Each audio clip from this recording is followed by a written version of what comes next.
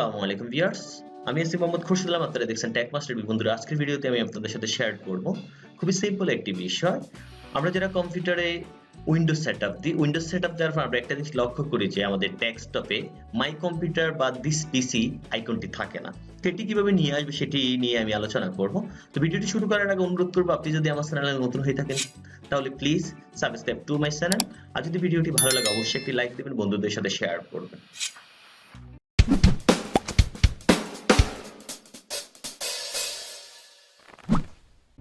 আইকনটি নিয়ে আসার জন্য আমাদেরকে প্রথমে যেটি করতে হবে সেটি হলো মাউসের ডান বাটন ক্লিক করতে হবে। ডান বাটন ক্লিক করার পর পার্সোনালাইজ যে ক্লিক করব আমরা।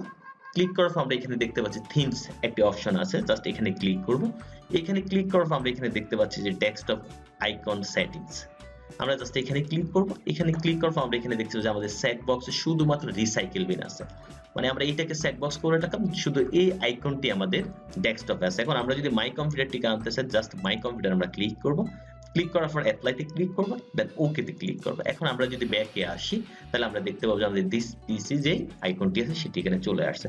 আশা করি বুঝতে পারছেন। তারপরে যদি এই বিষয়ে কোনো কোশ্চেন থাকে অবশ্যই কমেন্ট বক্সে জানাবেন, আমি অ্যানসার দেওয়ার চেষ্টা করব। ভালো থাকুন, সুস্থ থাকুন, প্রযুক্তির সাথে থাকুন। আল্লাহ হাফেজ।